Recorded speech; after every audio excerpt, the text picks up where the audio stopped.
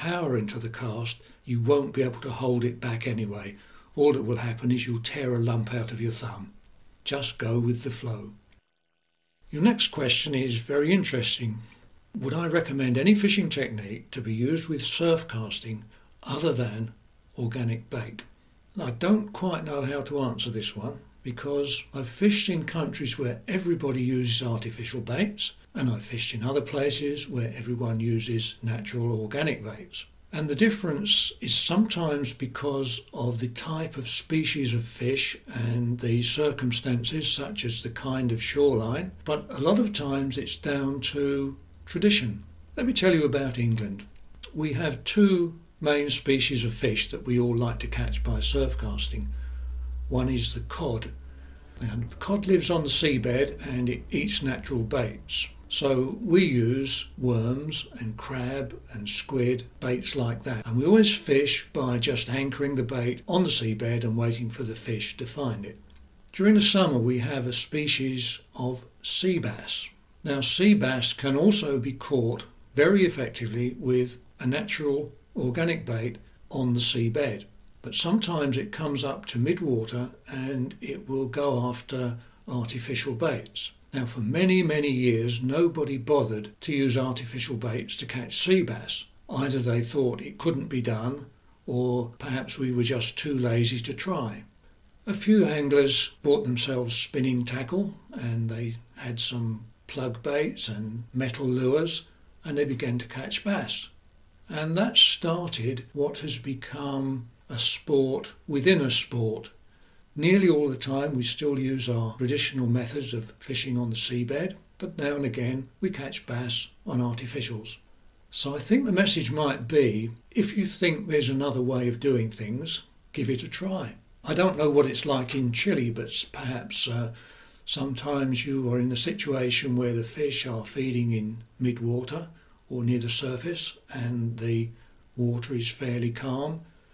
Perhaps then's the time to play with artificial baits.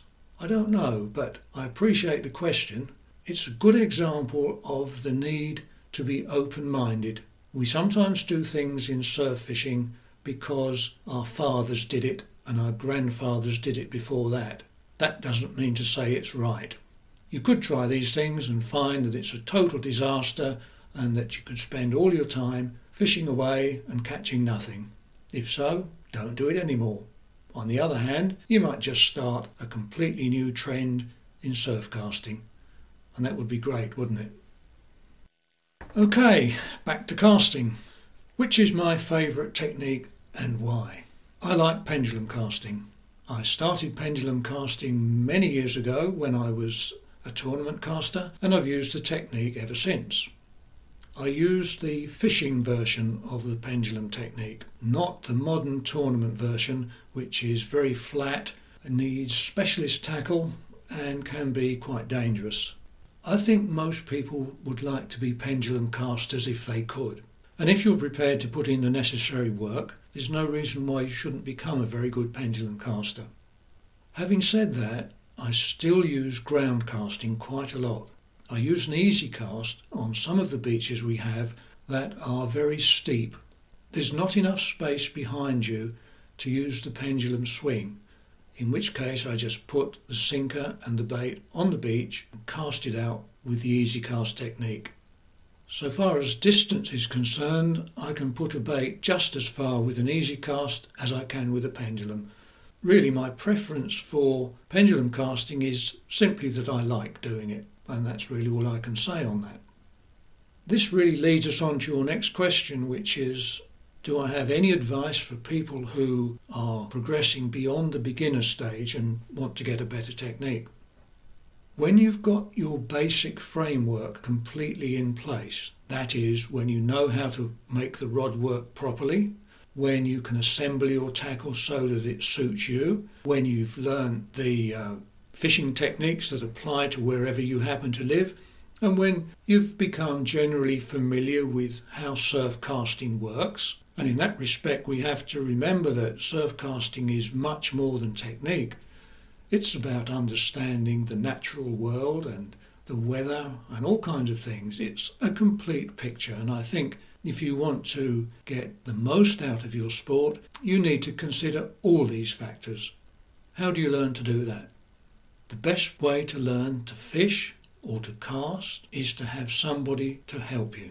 It would be really nice if the surf fishermen in Chile could come together to help each other, to be involved and to make progress in their sport that way. When I began surf fishing, I had to do it all by myself because I knew nobody who wanted to go fishing.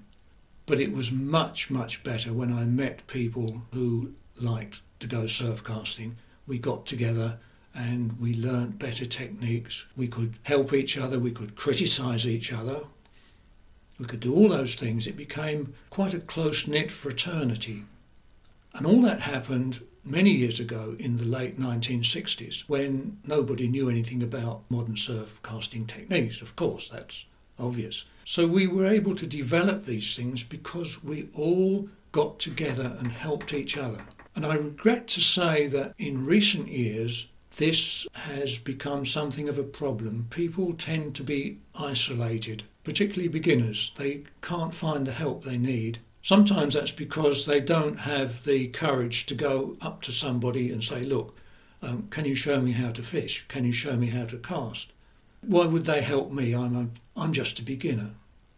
It's understandable and it's very common, but those of us who are experienced surf casters need to turn this problem on its head. When you see someone struggling, you don't go up to them and say, hello, I'm an expert surf fisherman, I will help you, I will be your saviour.